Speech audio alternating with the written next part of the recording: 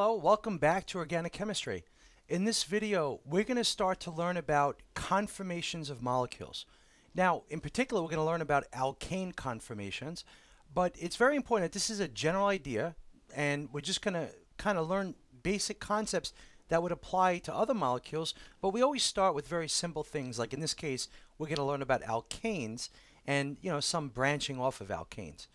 Now, what is a conformation? And that's really the first thing we're going to do here in this video.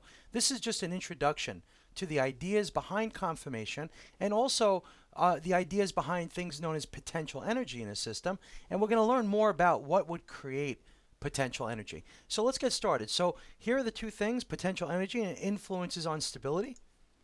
And so the first thing I want to talk about is this idea of conformation. Now, think of a conformation as a snapshot in time. So imagine, for example, if you were to watch a runner going across a field, let's say a football player running across a field. Now, at any moment, if you take a picture, you're going to see that person in different points of view. Maybe their arm is up, left arm or right arm is up, and the other arm's down. Maybe their feet are off the ground, right? Maybe they're in flight at that moment. But then the next second, if you take another snapshot, maybe both feet are planted on the ground, and so on. So these are different snapshots. Now, it represents the same person, right? It's just different changes in their physical body as they're progressing, across the field. Now, if I ask you about the difference of stability between these, you wouldn't say that each picture would have the same amount of energy. So for example, if the athlete is off the ground and actually in mid-flight, then obviously gravity is trying to pull him or her back down. So that would be an example of something that's a higher energy state, being in flight, as opposed to being on the ground, perhaps that's a lower energy state. Well, molecules have the same thing. We could take snapshots in time, and we will see that the relative positioning of these atoms are not always in the same location. They're in constant motion, okay? And that's what this is showing us right here. So if we have, let's say, a carbon-carbon, and it's very important it's a single bond because single bonds have full rotation. If it was a double bond or a triple bond, it would have very little rotation, right? It's very restricted in terms of its rotation. But single bonds have full rotation. So if this is up, A, and B is up, well, they're in a certain point. We took a snapshot in time, and then we wait a second. Maybe now A is up and B is down, right? And so that's a different snapshot in time. Now, the collection of all these snapshots is known as conformation. And the individual snapshot that we're looking at is known as a conformer of the system, right? So each snapshot, each picture is a conformer, whereas the collection of all these conformers is known as the conformation of this molecule, okay? So that's basically what's happening, and it's all about this rotation. Now again, as I mentioned, you can imagine that when A and B are up or both pointing, let's say down, or even pointing out towards you, but the point in the back, going back to, behind you, no matter how it's pointing, they're still probably, if they're next door to each other, they're going to have some kind of resistance. But if they're opposite, which we call anti from each other, in that case, they're probably not sensing each other as much. So if you had to guess, you probably would guess that this A and this B complete 180 apart is probably not really sensing each other that much. But once A and B start coming close together, they start to sense each other. And that creates something known as potential energy. Okay, so why do bonds rotate? That's the first thing I want to talk about. Because it turns out that if I'm looking at these two conformers on paper, conformer 1 is more unstable. It's higher in energy than conformer 2. So why would conformer 1 ever occur? Why wouldn't it just stay conformer 2? And the answer to that has to do with collisions. Molecules are constantly bouncing around in space, and when molecules hit each other, in order to think about it this way: if it just stood still and took the blast of another molecule, that's a lot harder on the system than for it to somehow take it and go with that collision. So in martial arts, they do this all the time. So if someone strikes at you, instead of staying stiff, you're always better to move with the strike or going, in order to kind of relieve that pressure that that person is bringing towards you, you're kind of using their momentum and their energy against them. So if you grab their arm and push them, it's a lot easier if they're going forward for you to do that, because you're kind of going with their momentum. You're going with their energy instead of fighting it.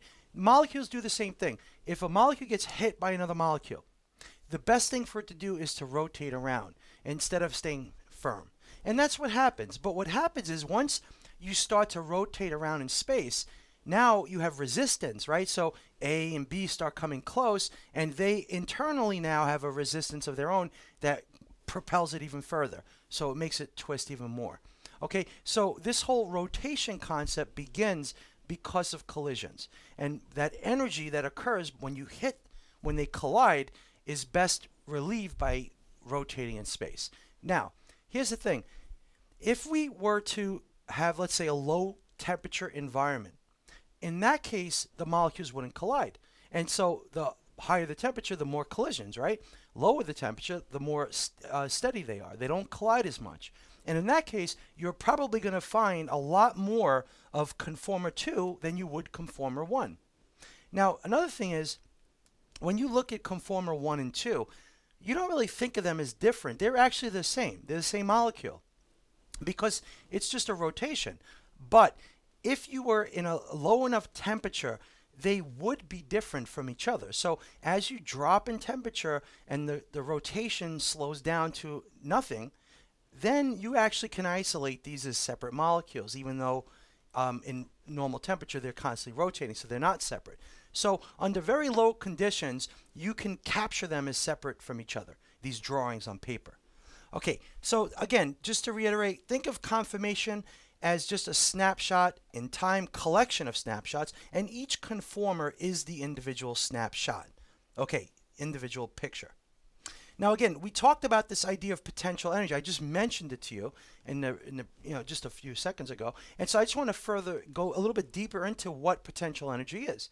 Now, potential energy is the energy stored in a system.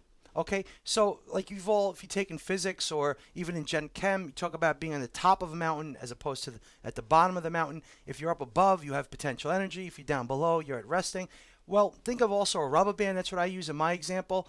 If you have a rubber band and if you expand it out and you release, it goes right back to its point of resting state.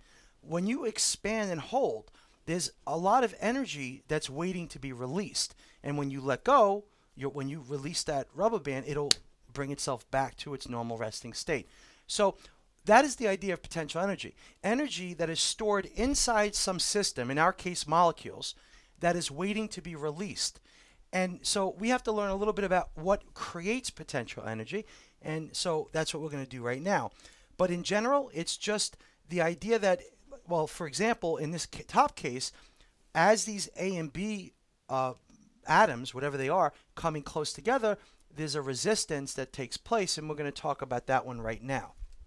So this is the two influences that create, in some cases, potential energy, but it's not always a negative thing. So potential energy is negative, but sometimes these influences that I'm about to describe are a favorable influence. So it's not the one that creates a potential energy. But there's two types. There's steric effects, and then there's what's known as electronic effects. Let's start with steric. Steric effects are electron clouds. So think of a steric effect as not so much a bond or the electrons inside a bond, but think of the cloud of electrons when they're orbiting around, or when they're occupying the space around their atoms that they're belonging to. If they come close together, those electron clouds are going to start to either attract or repel. Now, how do you know which one? Well, it turns out it's about proximity, it's distance. So if you have two electron clouds that are a certain distance away, then they can take advantage of this idea of this London dispersion, where there's a slight temporary polarity, very, very temporary, but you could think of like one side of the electron cloud being a little less